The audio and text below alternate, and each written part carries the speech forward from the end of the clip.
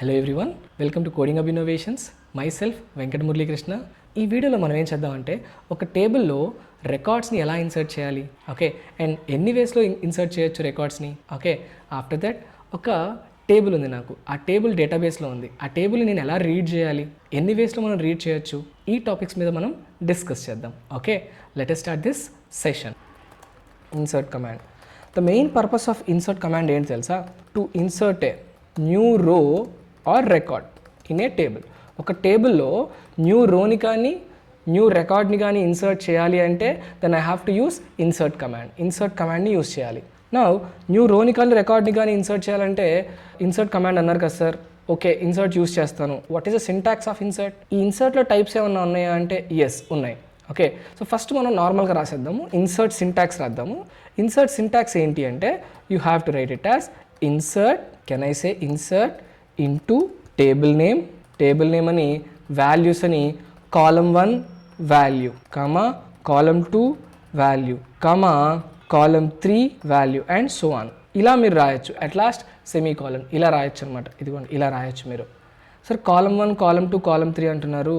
So what is this column 1 column 2 column 3 అంటే మీరు table create చేసేటప్పుడు మీరు ఏ ఫార్మాట్లో అంటే ఏ ఆర్డర్లో మీరు కాలమ్స్ని డిఫైన్ చేశారు, ఇదిగోండి అది మీకు తెలియాలంటే ఇదిగోండి ఇదే.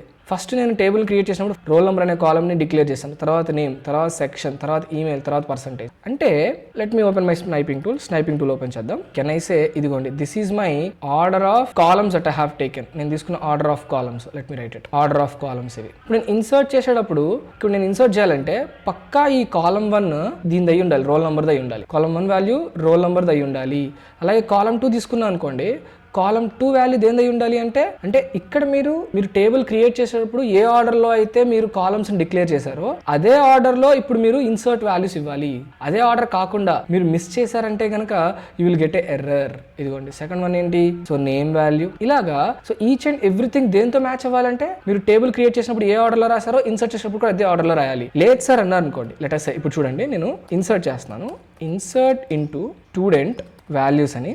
ఫస్ట్ రోల్ నెంబర్ ఇవ్వట్లేదు, ఫస్ట్ ఏమి ఇస్తున్నాను ఇక్కడ, లెట్ us say నేమ్ ఇస్తున్నాను, నేమ్ ఏ అని ఇస్తున్నాను, అండ్ రోల్ నెంబర్ 12 అని ఇస్తున్నాను. ఇంకా మిగతావన్నీ same, let us say a@gmail.com అని ఇస్తాను. ఆఫ్టర్ దట్ పర్సంటేజ్ వచ్చి 45.456 అని ఇచ్చాను. ఇప్పుడు ఎప్పుడైతే ఎంటర్ ప్రెస్ చేస్తానో చూడండి ఇన్కరెక్ట్ ఇంటిజర్ వాల్యూ అంటుంది. అంటే ఇదేం చేస్తుంది ఇన్సర్ట్, ఇట్ ఈస్ కంపేరింగ్. ఏం కంపేర్ చేస్తుంది అంటే నువ్వు టేబుల్ క్రియేట్ చేసినప్పుడు నువ్వు ఇచ్చిన కాలమ్ వాల్యూస్, కాలమ్ యొక్క డేటా టైప్స్, ఇక్కడ రోల్ నెంబర్ ఇంటిజర్ ఉంది, ఇక్కడ నువ్వు ఇంటిజర్ ఇస్తున్నావా లేదా అని చెక్ చేసింది. లేదు నువ్వు ఇక్కడ ఇంటిజర్ ఇవ్వట్లేదు, ఇంటిజర్ ఇవ్వకుండా మీరేం చేస్తున్నారు, ఒక varchar వాల్యూ ఇస్తున్నారు, దాని 100% ఎర్రర్ వస్తుంది నాకు. టేబుల్ క్రియేట్ చేసినప్పుడు మీరు ఏ ఆర్డర్లో అయితే టేబుల్ని క్రియేట్ చేశారో కాలమ్స్ని అదే ఆర్డర్లో ఇన్సర్ట్ చేయాలి. ఇక్కడ ఒకవేళ ఇన్సర్ట్ చేయకపోతే you will get a error. నా ఓకే సార్, అయితే ఒక పని చేస్తాను, ఇలా రాయొచ్చా మరి, insert into table name values అని 12 కామా ఏఏఏ కామా ఏ సెక్షన్ కామా AAA@gmail.com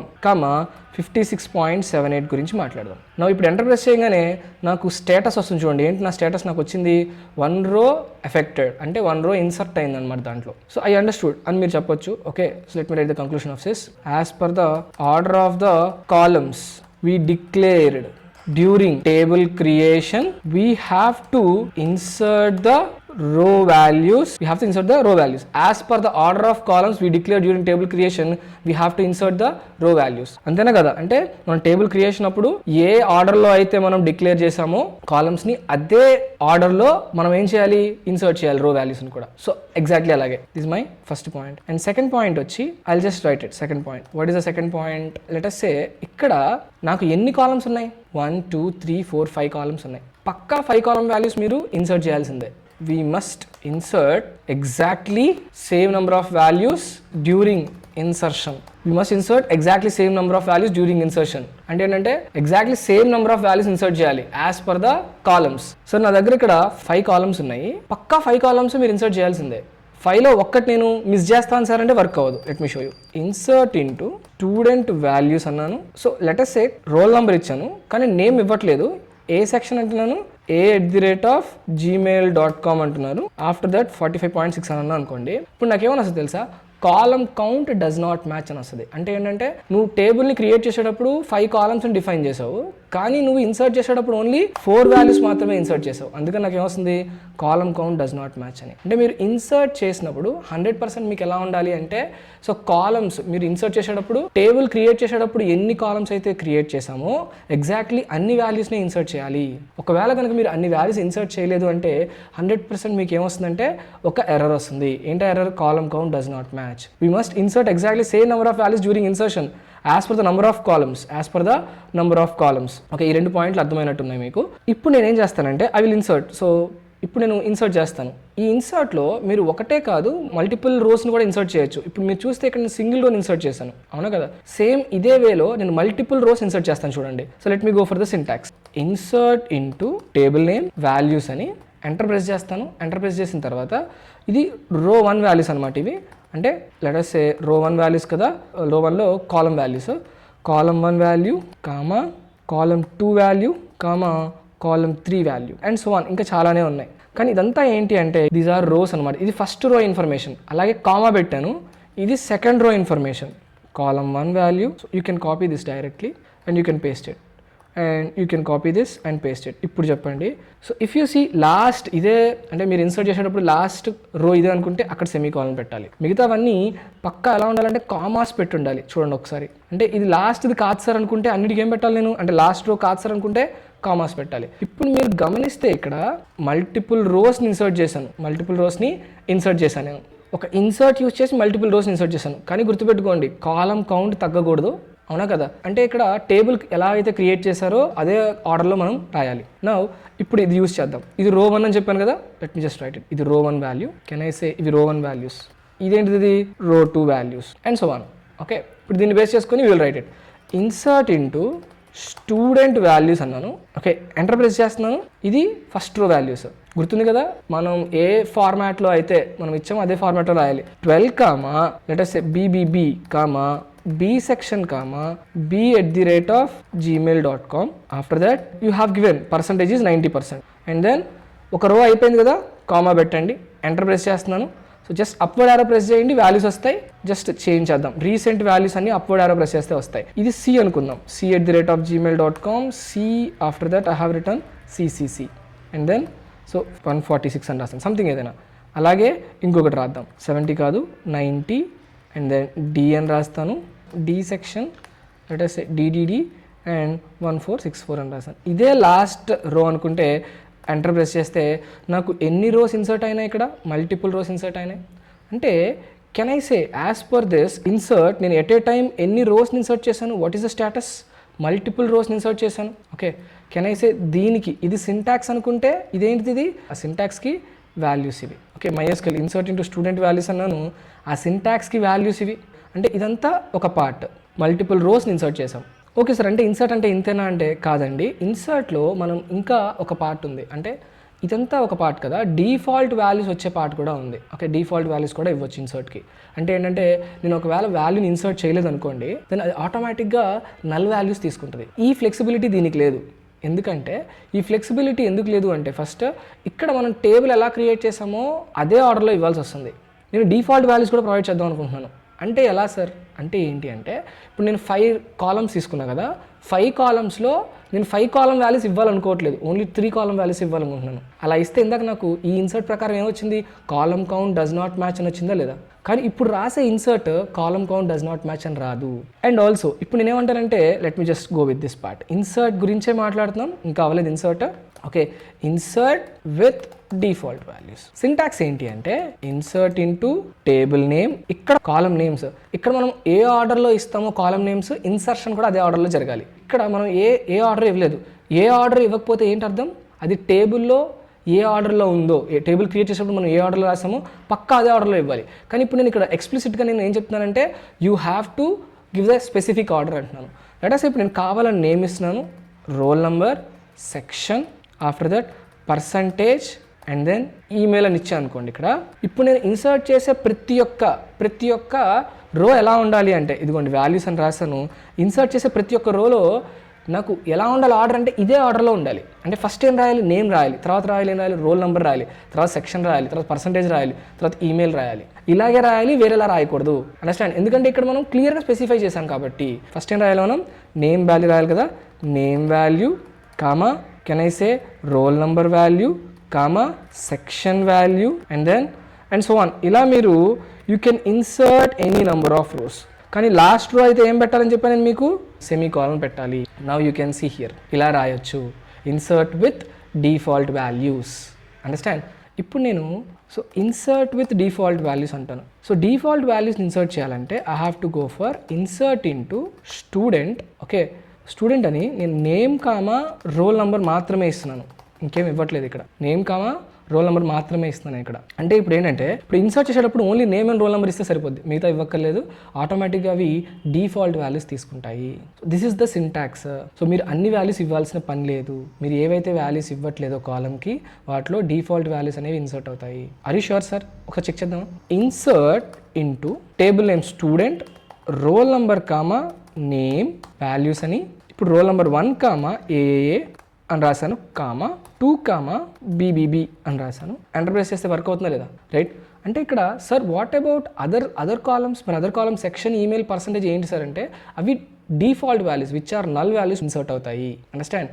అంటే ఇన్సర్ట్లో 2 టైప్స్ ఆఫ్ ఇన్సర్ట్ ఉంది. ఫస్ట్ 100% అన్ని కాలం వాల్యూస్ మనం ఇన్సర్ట్ చేయాల్సిందే. సెకండ్ ఏంటి అంటే నాకు default values insert with default values, insert without default values. ఇప్పుడు మనం మాట్లాడేది ఇన్సర్ట్ విత్ డిఫాల్ట్ వాల్యూస్. అంటే ఇన్సర్ట్ విత్ డిఫాల్ట్ వాల్యూస్ అయితే ఏ కాలమ్స్ అయితే ఇన్సర్ట్ చేయాలనుకుంటున్నారో ఆ కాలమ్స్ ఇక్కడ పెట్టండి మీరు క్లియర్గా. That's it. అండ్ అక్కడ వాల్యూస్ ఇవ్వండి. That's it. అండర్స్టాండ్? ఇంకొకసారి మీరు చేయాలంటే ఒకసారి ఈ సింటాక్స్ చూసుకోండి. ఇప్పుడు నేను ఏం ఇన్సర్ట్ చేయాలనుకుంటున్నాను? అన్నీ వద్దు sir, I want to insert section percentage మాత్రమే చేయాలనుకుంటున్నాను సార్ అంటే సెక్షన్ పర్సంటేజ్ ఇవ్వండి. అయితే మిగతావన్నీ ఏమొస్తాయి? Can I say null values అని section A section percentage 56.78 and then section B section and percentage 46.78 అని రాశాను. Working perfectly well. Sir what about others అంటే ఇప్పుడు ఈ ఏ సెక్షన్కి సంబంధించిన రోల్ నెంబర్ ఏంటంటే నల్, నేమ్ నల్, అన్ని నల్స్ వస్తాయి. అంటే ఇప్పుడు మనం ఫోర్ రోస్ని ఇన్సర్ట్ చేసాం. 4 రోస్లో ఫస్ట్ 2 రోస్లో ఏంటంటే రోల్ నెంబర్ నేమ్ రాసాం, మిగతావన్నీ నల్ వాల్యూస్ వస్తాయి. సెకండ్ దాంట్లో ఏంటి? సెక్షన్ పర్సంటేజ్ తప్ప మిగతావన్నీ నల్ వాల్యూస్ వస్తాయి. అంటే 4 రోస్ ఇన్సర్ట్ చేసాం.